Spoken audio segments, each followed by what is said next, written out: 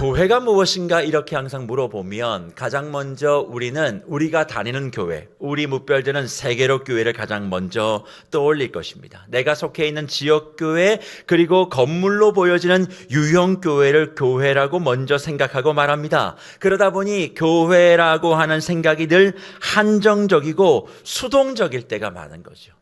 하지만 교회라고 하면 성경은 무엇을 우리에게 이야기하느냐? 예수 그리스도를 주로 시인하고 그분께 복종하며 살아가는 모든 하나님의 백성, 곧 성도가 교회라고 말씀합니다. 그러니 내가 교회예요. 내가 교회입니다. 그리고 예수를 만왕의 왕으로 모셨고 하나님 한 분만을 위해, 그의 나라와 영광만을 위해 살아가는 이 땅의 모든 교회 안에 내가 속해 있기 때문에 나도 교회고, 그리고 그 교회가 모여 이렇게 예배드리는 세계로 교회도 교회고, 그리고 이 땅에 예수를 구주로 모시고 살아가는 이 세계의 모든 교회도 교회인 것입니다. 그런데 이 교회가 공통적으로 하는 여러 가지 일들 가운데 한 가지가 뭐냐면 전투하는 교회예요. 싸우는 교회입니다. 그래서 교회의 승리는 누구의 승리일까요? 나의 승리입니다. 내가 승리하면 교회가 승리하는 거예요. 나의 현장과 나의 일터에서 예수의 이름을 위해 전투하며 싸우는 그 싸움이 승리가 되면 내가 승리하는 것이지만 곧 뭐가 승리하는 걸까요? 교회가 승리하는 겁니다.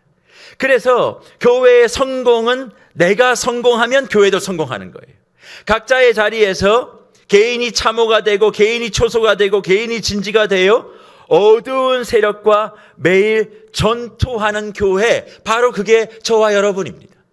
그래서 저와 여러분은 어두운 세상을 비추는 가로등과 같은 곳이에요. 세상을 판단하는 곳이 아니라 세상을 비추어 승리하는 가로등과 같은 교회가 저와 여러분인 거죠. 그런 점에서 교회가 행복하려면 뭐 해야 되느냐? 승리하면 됩니다. 저와 여러분이 각자의 자리에서 승리하면 교회는 행복해지는 거예요. 그런데 그 승리는 어떤 승리인가? 영적 전투에서의 승리를 이야기합니다. 그러면 우리는 어떻게 매일 각자의 자리에서, 지역에서, 그리고 이 땅에 있는 모든 시간 속에서 나 한 사람의 개교회의 승리를 하나님 나라 전체 교회의 승리로 확장시켜 갈 수 있을까요? 전쟁에서 이기려면 중요한 것 세 가지가 있어야 된다, 그렇게 우리는 알고 있습니다. 그 첫 번째는 물자예요. 군수 물자. 두 번째는 군인의 수입니다. 장병의 수. 그리고 세 번째는 정보와 전략이 있어야 된다. 이 세 가지가 있으면 이 세상에서 일어나는 전쟁에서 승리할 수 있다, 그렇게 말합니다. 그러면 이 세 가지의 승리의 조건을 영적인 전쟁에 대입시켜 보면 다 승리하게 될까요? 그렇지 않습니다. 영적인 전쟁은 이 세 가지를 가지고 승리가 확정되지 않아요. 사실 저도 목회를 해보면, 특별히 이 강단을 지키면서 가장 많이 이야기하는 것 중에 하나, 특별히 로컬 처치, 지역 교회에서 현실적으로 가장 고민하고 신경을 많이 쓰는 것은 이 세 가지의 힘을 부인할 수 없습니다. 물자, 우리의 예산이겠죠. 그리고 장병의 수, 성도의 수겠죠. 그리고 정보와 전략, 사역의 방향, 전술, 전략, 이거 어떻게 할 것인가? 이게 영적 전쟁에 있어서 승리를 담보해 주는 거 아니라고 얘기하면서도 가장 많이 고민하고 신경 쓰는 것이 이것임을 저는 부인할 수가 없어요. 여러분도 예수를 구주로 모시고 영적인 전쟁을 하고 있다라고 얘기하지만 실상 여러분이 관심 갖는 건 뭡니까? 내게 얼마만큼의 재산이 있는가? 내가 얼마만큼의 힘이 있는가? 내가 어떻게 이 부분에 대해서 전략과 전술을 짜고 있는가? 이런 부분에 더 많이 신경을 쓰고 있지 않습니까? 하지만 이것만으로 하나님 나라의 회복과 영광을 위하여 나의 행복을 넘어 하나님 나라의 승리를 경험할 수 없다는 것이 신비로운 거예요. 이게 없어도 승리할 수 있다는 것 또한 신비입니다. 이게 있어도 승리할 수 없지만 이게 없어도 승리할 수 있다는 게 신비라는 거예요. 왜 그렇습니까? 우리는 육의 전쟁을 하는 사람이 아니라 영의 전쟁을 하는 사람이기 때문에 그래요. 육의 전쟁이라면 장비, 물자, 사람 이런 것이 모든 것을 좌우할 수 있지만 영의 전쟁은 이런 것만 가지고 되는 것이 아니기 때문에 그래요. 그러면 영의 전쟁에서 개교회인 내가 승리하기 위해 뭐가 필요할까요? 영적인 자세가 필요합니다. 영적인 능력이 필요합니다. 영적인 깊이가 필요해요. 영의 전쟁의 승리를 위한 이 세 가지의 힘, 그러면 구체적으로 뭔가? 영의 자세는 하나님에 의한 인도함을 받는 거예요. 하나님이 인도해 가시는 것이 내가 뭔가를 하는 것이 아닙니다. 그러면 영적인 능력은 뭡니까? 하나님을 향한 헌신이어야만 해요. 그리고 영적인 깊이는 뭘까? 하나님을 위한 충성. 하나님이 인도하시고 하나님을 향하고 하나님을 위한 인도와 헌신과 충성이 있을 때 영의 전쟁은 승리할 수 있다 말씀합니다. 다시 말해 교회의 승리는 다른 것에 달려있는 것이 아니라 교회인 저와 여러분이 영적으로 각자의 자리에서 이것을 가지고 승리하느냐 하지 못하느냐에 달려있는 것입니다. 그럼 성경은 물자도 장비도 사람도 없는 가운데서 영적인 이 세 가지의 능력을 가지고 승리를 경험한 사람을 우리에게 제시하며 너희도 이렇게 해야 돼 라고 말씀해 주시는데, 세상에서 이길 수 있는 조건을 갖추지 못하고도 오직 영의 세 가지 승리의 비결만을 가지고 대승을 경험한 그 사람이 누굴까요? 오늘 특별히 본문에 등장하는 다윗 용사 가운데 가장 용맹스러운 3인방 아디노, 엘르아살, 삼마를 콕 집어 지명해 주시며 저와 여러분의 삶에 이런 모습을 닮아 승리하라 주님은 우리에게 요청하고 있는 것입니다. 압살롬의 반역이 정리되고 유다 지파의 자발적인 항복과 기쁨의 복종의 맹세, 그리고 무엇보다도 정중하고 예의 바르고 친절한 청빙의 과정을 거쳐 왕의 자리에 귀환한 다윗이 이제 자신의 인생을 돌아보기 시작합니다. 자신의 지나왔던 발자취를 돌아보며 자신의 인생 가운데 수많은 어려움들이 있었고 환난이 있는 가운데 자기와 함께했던 가장 용맹스럽고 멋졌던 사람들의 이름을 떠올리며 기록하기 시작하는 거예요. 그런데 그 사람 가운데 가장 먼저 등장하는 3인방이 있는데 그 사람이 어떤 사람인가? 아디노라고 하는 사람은 혼자 블레셋 사람 800명을 섬멸한 사람이었습니다. 엘르아살은 이스라엘 사람들과 군인들이 다 도망친 가운데서 블레셋과 맞서 싸울 때 칼을 잡은 손이 펴지 못할 정도로 그렇게 분투했던 사람이라고 이야기합니다. 삼마는 블레셋의 사기가 충천했을 때 들판 한가운데서 이스라엘 모든 사람들이 다 도망갈 때 혼자 버티어 싸워 이긴 사람이라 성경은 우리에게 말씀합니다. 그러니 이 3인방은 공통점이 있습니다. 그게 뭐냐면 육의 전쟁에서 승리할 수 있는 조건을 하나도 갖추지 못하고 불가능한 상황에서 도저히 이길 수 없는 현실 속에서 승리를 경험했고 자신의 한계를 넘어 목숨을 걸고 싸웠던 용사들이었습니다. 무엇보다 이스라엘 군인들과 사람들이 다 두려워 불안해하고 지레 겁먹고 싸워보지도 못하고 전설을 이탈한 그곳에 이게 핵심이에요. 혼자 남아 승리했다는 겁니다. 혼자 남아 승리한 사람. 어떻게 그것이 가능했을까? 사무엘하 23장 10절과 12절은 이것을 이렇게 우리에게 증언합니다. 그가 나가서 손이 피곤하여 그의 손이 칼에 붙기까지 블레셋 사람을 치니라. 그날에 여호와께서 크게 이기게 하셨으므로 백성들은 돌아와 그의 뒤를 따라가며 노력할 뿐이었더라. 그는 그 밭 가운데 서서 막아 블레셋 사람을 친지라. 여호와께서 큰 구원을 이루셨다. 그렇게 말씀하고 있어요. 물자와 군사수와 군사 정보력이 부족한 정도가 아니라 아예 없었습니다. 그럼에도 불구하고 그들은 큰 승리를 하나님이 이루게 해주셨다 말씀하고 있어요. 저와 여러분들이 가장 많이 신경 쓰는 그런 것들이 하나 준비되지 않음에도 그들은 대승을 거둔 것입니다.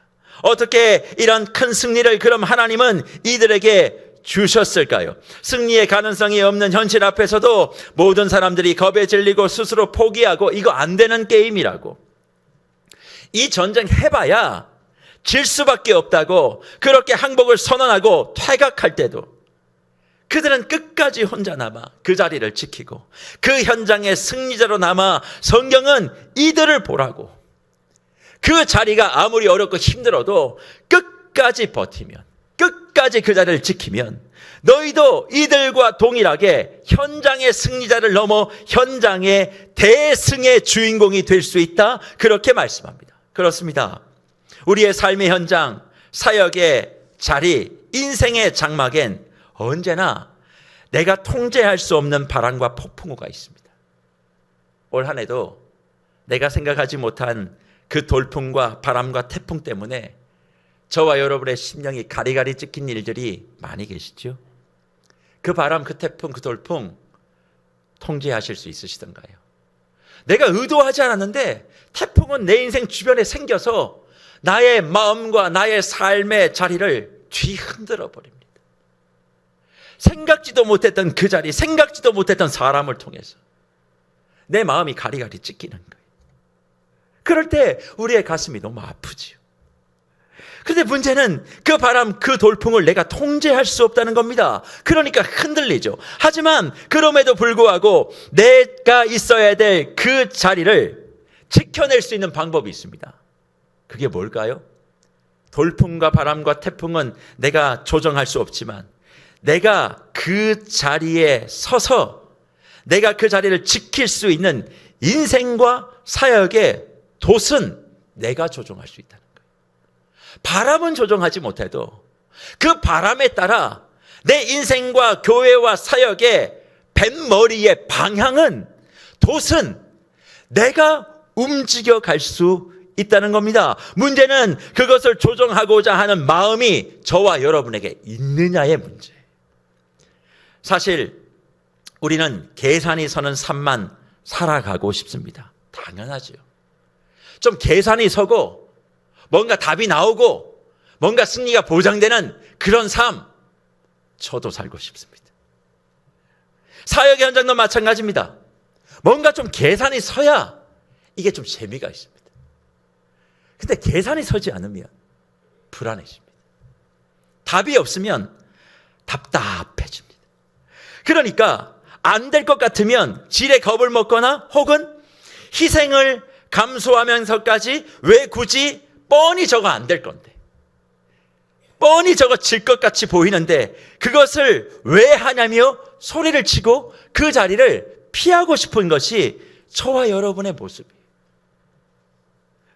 안 되는 이유를 여러 가지 이야기하지만 결국 핵심은 뭔지 아십니까? 내가 두렵다는 거예요. 그리고 그 일을 승리로 바꾸기 위해서 내가 포기해야 될 것들이 너무 많은데 손익계산을 해보니까 이거 아니라는 거예요. 내가 이렇게 많이 손해보면서까지 굳이 교회의 승리, 하나님 나라의 승리 할 필요가 있나? 그렇게 생각하며 다른 변명의 이유들을 이야기하는 것이 저와 여러분의 모습입니다. 그런데 이런 성도들의 모습이 공통적으로 행하는 행동 하나가 있습니다. 그게 뭐냐면 분명히 하나님은 우리를 영적 전쟁의 그라운드 안에 교회의 유니폼을 입혀서 그 경기를 감당하라, 이겨내라 명령하셨는데 우리는 그 교회의 유니폼을 벗어 던지고 어디로 올라가고 싶으냐면 관중 속으로 올라가 앉아버립니다. 그리고 그 필드 안에서 끝까지 싸우겨 승리하기 위하여 남아있는 하나님 나라 선수들을 향해서 소리를 지릅니다. 어떻게 해요? 포기하라고. 안 되는 것을 하면서 힘들어하면서 고생하지 말고 나와 함께 여기 올라오라, 그렇게 외친다는 거예요. 그래서 어느 순간 저도 목회를 하면서 정말 싫은 말 하나가 생겼습니다. 그게 뭔지 아세요? 응원한다는 말이에요. 목사님 응원합니다. 그 말이 싫어졌어요. 저는 응원하는 사람이 필요하지 않습니다. 함께 뛸 사람이 필요하지. 응원한다는 거 뭐예요? 한 말 물러서서 화이팅 하세요. 열심히 나는 응원할게요. 그렇게 제게 와닿는 거예요. 같이 뛰는 사람이 필요한데 응원이 무슨 소용인가? 물론 응원도 힘을 내라고 잘하고 계신다고 그렇게 하면 힘이 나지요. 이런 응원보다 나으니까. 어떤 응원이요? 사실 운동 경기가 있는 그런 경기장을 가보면 상황이 힘들고 계속되는 부진과 패배 속에서도 관중 속에서 응원하는 응원단들이 항상 외치는 힘이, 구호가 있습니다. 그게 뭐냐면 우리가 포기하지 않았으니 너희도 포기하지 말아라. 이게 응원단들이 하는 응원이에요. 연속으로 막 패배할 때 응원단들이 얘기합니다. 우리가 포기하지 않았는데 너희가 왜 포기하냐고. 막 그렇게 얘기하면 선수들이 힘을 내서 또 반전을 이루어내기도 합니다.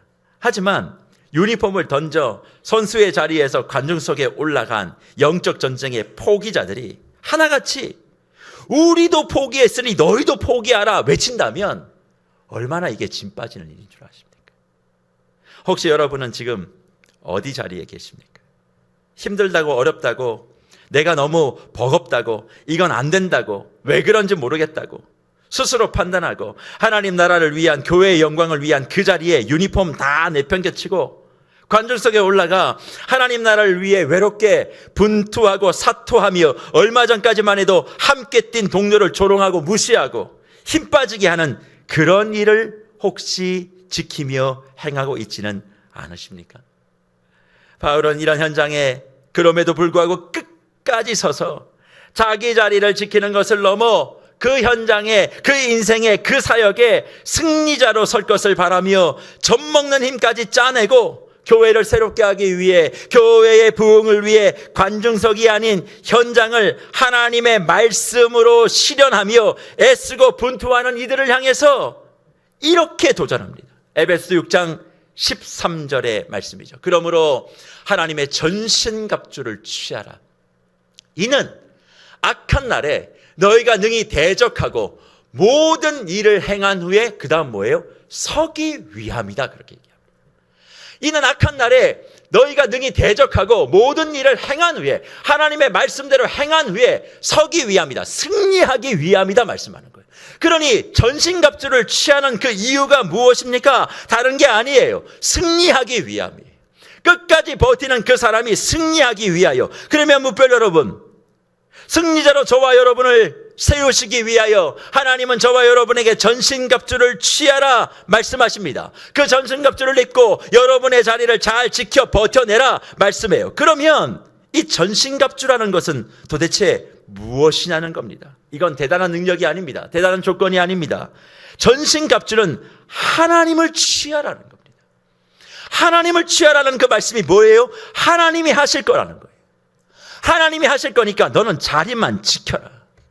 하나님의 행하심을 방해만 하지 말고 하나님의 역사하심의 통로가 되라, 대로가 되라.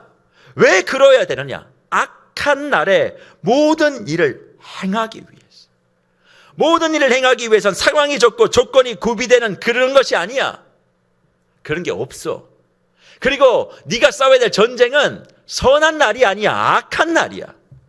그 악한 날에 모든 것을 행하기 위하여 너를 부른 거야. 너를 승리하기 위하여. 근데 조건은 패배의 조건이야 말씀합니다. 하지만 내가 그 상황을 역전시킬 거라고.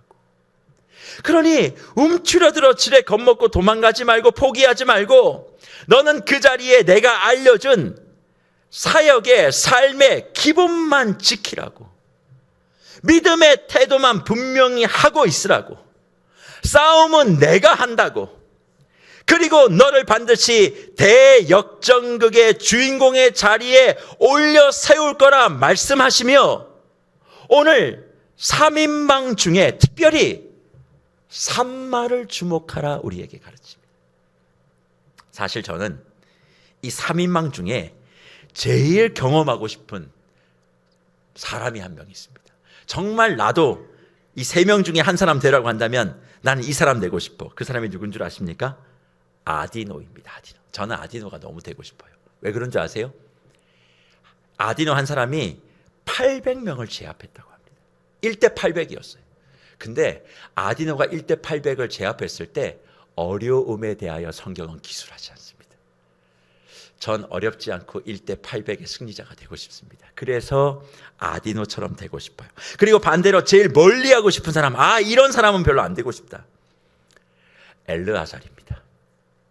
왜 그런 줄 아십니까? 손이 칼에 붙을 만큼, 칼이 손에 붙을 만큼 너무 처절하잖아요. 다 도망가고 혼자 남았는데 칼이 손에 붙어서 떨어지지 않을 만큼 혼자 분투한 거예요. 저 이렇게 하고 싶지 않습니다. 그래서 엘르아사는 좀 멀어지고 싶어요. 피곤했다잖아요, 손이. 그런데 하나님은 오늘 누구를 보라고 하시냐면 산마를 보라고 합니다. 왜 산마를 봐야 되느냐? 블레셋이 사기가 충천했어.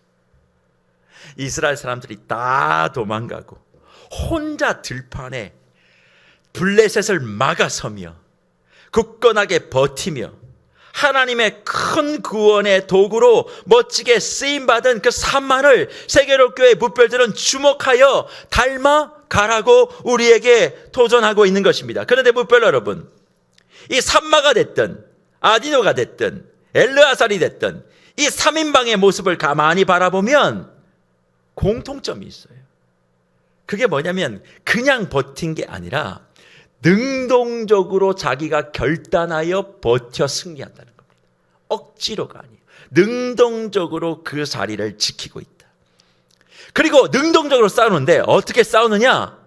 정면 돌파하여 싸웁니다. 숫자가 부족하고 자기가 가지고 있는 게 없으면 뭔가 계략을 짜고 전략을 짜서 틈을 노리려고 하는데 이들의 공통점은 뭐냐면 정면 승부, 정면 돌파입니다. 사랑하는 무별 여러분, 저와 여러분의 인생의 신앙에 정면 승부를 한번 해보신 적 있으십니까? 조건이 아무것도 없어서 못하고 포기하는 것이 없기 때문에 정면 승부 한번 해보겠다. 하나님을 향한 믿음 갖고 하나님을 향한 열정을 가지고 하나님을 향한 기도를 가지고 하나님 앞에 예배드리는 걸 가지고 모든 상황 내가 해가지고는 계산이 안 나온다. 그러니 포기하고 다른 계략을 쓰는 것이 아니라 정면 돌파해보겠다. 정면 승부 한번 해보겠다. 하나님만을 의지하고 한번 치열하게 정면 돌파하여 이겨보겠다라고 결단하고 그렇게 실행해 보신 기억이 언제 있으십니까? 기계적으로, 습관적으로 종교생활 한 것 말고 누군가의 전도, 누군가의 선교, 누군가의 헌신, 누군가의 섬김이 아니라 그것이 내가 감당해야 될 영적 전쟁의 정면 승부처라면 피하지 않고 그 자리에서 이 3인방처럼 특별히 산마처럼 싸워야 한다는 거예요. 혼자 들판에 있는 것 같아도 그걸 탓하지 않고 나 홀로라도 정면 돌파하겠습니다.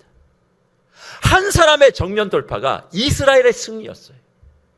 저와 여러분은 각자의 자리에서 인생에서 사역의 자리에서 이런 정면 승부의 마음을 가지고 산마처럼 혼자 있어도 버티고 그 자리에 계십니까? 하지만 대부분의 성도들은 이렇게 싸우려고 하지 않습니다.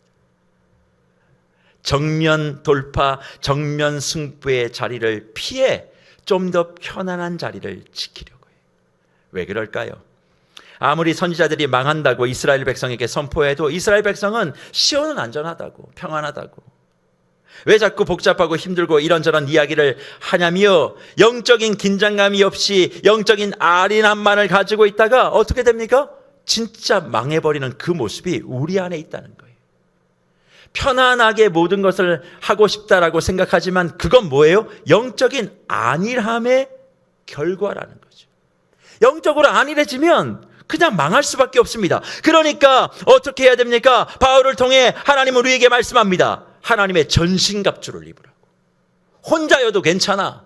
하나님의 전신갑주만 입으면 1대 800도 가능해. 기세가 오른 블레셋도 다 이길 수가 있어.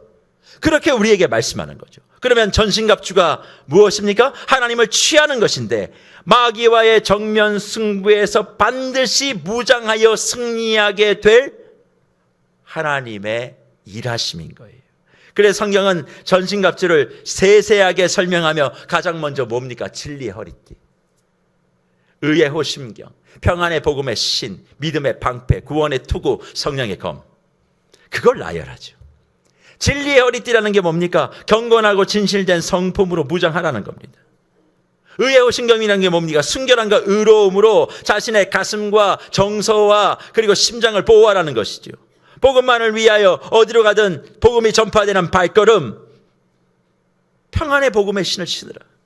그리고 이 모든 것에 가장 중요한 것이 뭐냐? 믿음의 방패.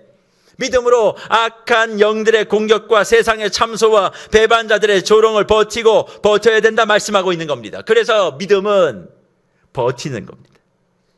믿음은 견디는 겁니다. 지지 않는 경기를 위한 버팀이 아니라 이기는 경기의 대역전극을 위한 버팀입니다. 그리고 난 다음에 바울은 구원의 투구를 써야 된다 말씀하죠. 구원의 투구를 왜 써야 됩니까? 투구는 어디에 쓰는 거예요? 머리에 쓰는 거잖아요. 근데 구원의 투구래요. 구원의 투구를 왜 머리에 써야 되느냐? 이미 난 예수를 믿어 구원 받았는데 왜 구원이라고 하는 투구를 머리에 써야 된다? 그렇게 말씀할까요? 이건 다른 이야기가 아닙니다. 죽은 생각을 산 생각으로 바꿔야 되기 때문에 그렇습니다.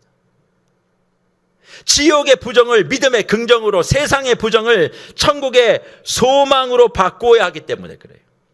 대부분 우리는 구원을 내세적으로만 바라보기 때문에 구원을 한정 지으려고만 합니다. 하지만 구원은 무엇입니까? 구원은 내가 죽어 천국 가는 것뿐만 아니라 이 세상에서 전인격적, 전인생적 구원의 삶을 사는 거예요.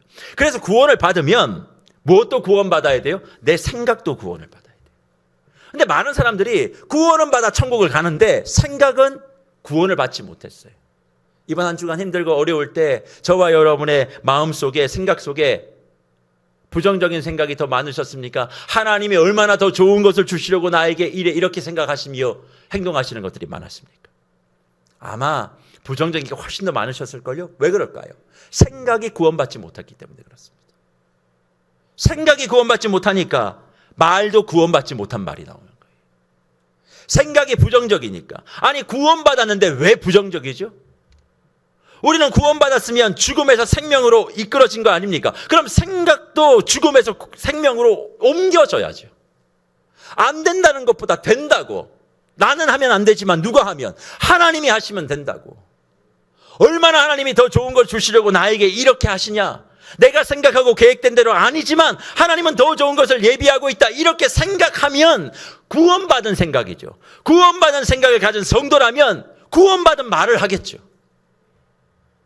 그런데 그렇게는 하지 않고 나는 예수를 믿었으니까 천국 간다. 근데 무별 여러분, 이 땅에서 구원받은 생각과 구원받은 말을 하지 않으면 천국에서 의사소통이 되시겠습니까? 천국은 다 천국 생각과 천국 말을 하고 있는데 이 땅에서 구원받았다고 하면서 지옥 생각, 지옥 말을 하고 있는데 의사소통이 천국 가서 되시겠냐고.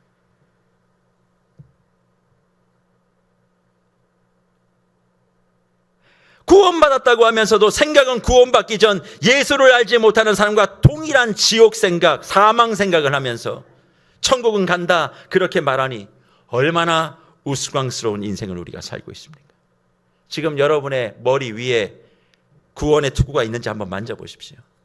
여러분의 생각은 정말 구원받은 사람의 생각입니까? 없다면 지금 당장 구원의 투구로 무장될 수 있도록 성령님께 강하게 의지하시고 도우시는 성령의 도우심을 받으시기를 축복합니다. 그리고 난 다음에 뭐라고 얘기합니까? 저와 여러분의 손에 성령의 검이 있어야 된다고 말하죠.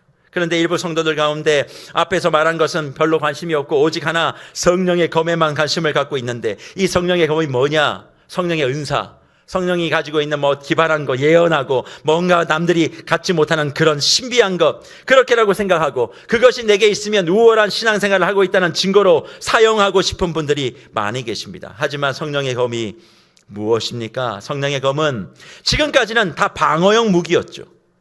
믿음의 방패도 공격 아닙니다. 믿음은 공격하는 게 아니라 나를 지키는 거예요. 믿음이 큰 사람은요, 누군가를 해하는 게 아니라 누군가를 점령하는 게 아니라 믿음이 큰 사람은 자기를 지키는 사람입니다. 어떠한 상황 속에도 자기를 지켜요. 그런데 공격용 무기 하나를 주었는데 그게 뭡니까? 검, 성령의 검. 그건 하나님의 말씀이죠. 성령의 검은 방어도 아니요, 은사도 아니요, 보이는 그 어떤 것이 아니라 하나님의 말씀인데 이 말씀이 뭐냐? 검이래요. 칼이래요. 영적인 전쟁에서 유일하게 악한 것을 단죄하는 것은 말씀밖에 없다. 우리에게 기록하고 있는 겁니다. 말씀만이 악한 것을 쳐낼 수가 있어요. 다른 것으로는 불가능합니다. 말씀만이 내 지옥의 생각을 쳐낼 수가 있다고요. 말씀만이 내 지옥의 혀를 끊을 수가 있다고요. 말씀만이 내 마음의 불신을 정리할 수가 있다고요. 이 말씀을 우리가 가지고 있어야 된다. 그래서 모든 운동 경기의 진리처럼 이야기되는 말 중에 하나가 이거 들어보셨습니까? 최고의 방어는 최선의 공격이라고. 공격을 막아내는 최고는 다른 게 아니라 내가 공격하는 거예요. 소위 비대칭 전략이죠. 그런데 많은 성도들이 말씀의 검이 무뎌져 있습니다. 영적인 전쟁을 할 때 하나님의 영이 함께하는 말씀의 검을 가지고 나와야 되는데, 여러분들 각자 무슨 검을 갖고 오는 줄 아십니까? 주방에서 양파 썰다가 가지고 오는 식칼 들고 오십니다. 고기 자르다 들고 온 미트 클리버 갖고 오시고요. 종이 자르는 커터칼 들고 오시고, 빵 드시는 분은 빵 들고 빵 드시다가 빵칼 들고 오시고, 과일 깎으시는 분들, 먹다가 오시는 분들은 더 과일 깎는 과도, 페어링 나이프, 그거 들고 올라오시는 거예요. 다양하지만 통일성은 없고 다 뭘 자르는 거예요? 육의 양식만 자르는 그런 칼만 잔뜩 가지고 영의 전쟁에 나오니 뭐가 됩니까? 오합지졸이죠. 생각해 보십시오. 하나님의 전신갑주를 입으라 분명히 명령을 떨어졌는데 우리는 세상의 전신갑주에 관심이 더 많습니다. 내가 들고 온 그 식칼이 더 크냐? 미트 나이프가 더 크냐? 빵칼이 더 크냐? 페어리 나이프가 더 크냐? 거기에 관심이 더 많아요. 세상에서 유행하고 주목받고 있는 거 다 걸치고 나와서 과일칼, 식도, 막칼 들고 있으니까 교회가 하나님의 군대라고 하는 하나님의 훈련소, 훈련생들의 모습이 얼마나 우습게 보이겠어요? 마지막 생존을 위한 말씀의 검조차도 이러니까 자기들이 파 썰고 고기 썰고 과일 써는 방식대로 모든 것을 행하는 거예요. 말씀의 검대로 행해야 되는데 자기가 양파 써는 방법대로, 고기 자르는 방법대로, 과일 깎는 방법대로만 하니까 교회가 당나라 군대가 되는 거예요. 게다가 문제가 뭔 줄 아십니까? 자기들이 생각하는 것을 입고 걸치지 못하는 교회와 신앙, 이런 것이 번거롭고 불편하다고 도망치는 심리적 탈영병들이 또 얼마나 많은지 몰라요. 내 생각과 다르다. 나 못한다. 예배 자리에 나와 있고 교회에 나와 있는데 심리적 탈영병인 거예요. 함께 할 수 없다. 아예 떠나가면 모를까? 그냥 있으면서 심리적 탈영병들. 두렵고 귀찮고 어렵다고 말하지만, 내가 이런 것에 신경 쓸 수 없다고 말하지만 관심은 결국 내 뜻대로 되지 않는 것에 대한 불편함. 그런데 무별 여러분, 하나님의 전신갑주는 잘 살펴보면 특징이 하나 있습니다. 뭔지 아세요? 등을 보호하는 장비는 하나도 없어요. 하나님의 전신갑주 잘 생각해 보세요. 등을 보호하는 건 하나도 없습니다. 무슨 얘기입니까? 도망가고 타령하는 성도 하나님 보호해 줄 수 없다는 겁니다. 하나님의 부름을 받아 사명 감당해야 되는 우리가 도망친다는 것을 하나님은 상상할 수가 없는 거예요. 그러니 하나님은 우리에게 요구합니다. 전진, 그리고 전진밖에 없다. 그래서 바울이 고린도 교회를 향해서 뭐라고 선언합니까? 고린도후서 10장 4절, 우리의 싸우는 무기는 육신에 속한 것이 아니요 오직 어떤 견고한 진도 무너뜨리는 하나님의 뭐다? 능력이다. 모든 이론을 다 무너뜨리는 하나님의 능력이라 말씀하죠. 무별 여러분, 하나님의 능력은 그리스도를 등지고 떠나가고 도망가며 심리적 타령을 하는 사람에게 주어지지 않습니다. 무슨 사역을 하든, 무슨 일을 앞에 두고 두려워서 도망하고 무서워서 뒷걸음치고 내 마음과 맞지 않다고 이탈하면 거기에는 하나님의 능력이 나타날 수 없다고 분명히 말씀하고 계세요. 왜 그럴까요? 예수 그리스도의 것이 되지 못했기 때문이다 말씀합니다. 바울이 로마서 13장에서 오직 주 예수 그리스도로 옷 입고 육신의 일을 도모하지 말라라고 한 그 외침은 다른 것이 아닙니다. 하나님의 전신갑주를 입은 사람은 퇴로가 없다는 거예요. 그러니까 세상의 생각, 육신의 방식, 교회가, 성도가 좀 던져버리고 예수 그리스도가 다 떠나가고 다 도망가고 혼자 남아 십자가 위에서 홀로 싸우셨을 때 뭘 보여주셨습니까? 하나님의 부활의 능력이 무엇인지 보여주신 것처럼 저와 여러분도 오늘 본문에 나오는 아디노처럼 엘르아사처럼 삼마처럼 남들이 나와 함께 하지 않아도 주님이 주시는 그 능력 붙들고 주님이 나에게 주시는 그 말씀 붙들고 끝까지 버티고 혼자 남아서라도 나는 주를 위해 성령의 검을 놓지 않겠다고, 난 주를 위해 구원의 투구를 벗지 않겠다고, 난 주를 위해 믿음의 방패를 벗지 않겠다고, 난 주를 위해 복음을 전하는 신발을 벗지 않겠다고, 난 주를 위해 의의 호신경을 떼지 않겠다고. 나는 주를 위해 진리의 띠를 풀지 않겠다고. 나는 어떤 경우라도 주님 앞에 내 등을 보이지 않겠다고. 교회 앞에 내 등을 보이지 않겠다고.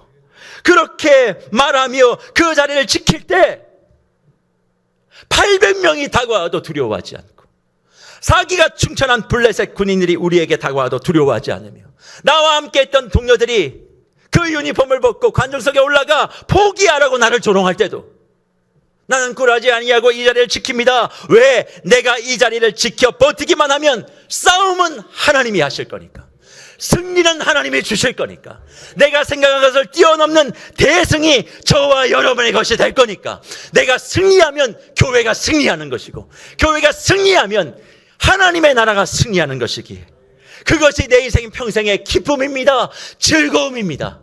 지금의 전략이 내 마음에 들지 않아도, 지금의 전술이 내 뜻과 달라도 주님이 이것을 지금 원하신다면, 주님, 나는 기꺼이 나의 등을 보여드리는 것이 아니라 나의 마음과 나의 생각과 나의 전심을 주님 앞에 내어놓겠습니다. 그렇게 이야기하며 주님이 승리하실 때 승리의 주인공이 바로 너였다 라고 고백하는 그 순간이 저와 여러분의 인생의 가장 기쁨의 순간이 되어야 되지 않겠습니까?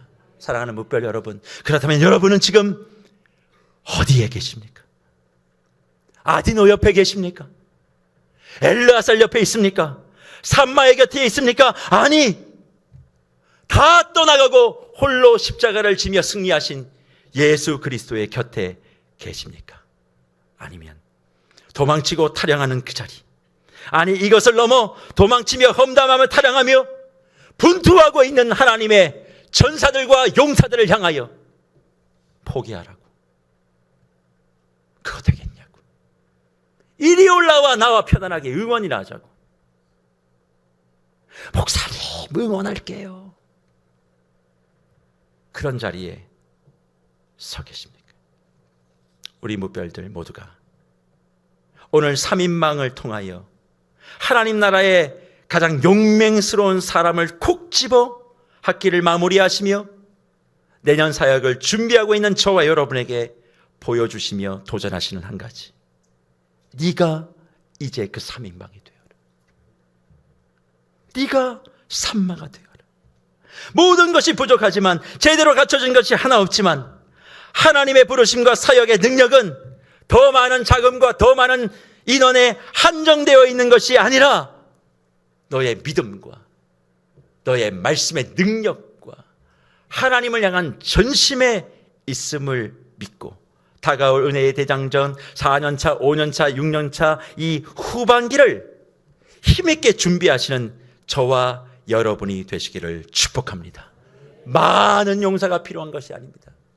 내가 3인방이면 되는 겁니다. 3명만 있으면 하나님의 나라의 승리를 맛볼 수 있고, 3명만 똘똘 뭉치면 몸된 교회가 못할 일이 없습니다.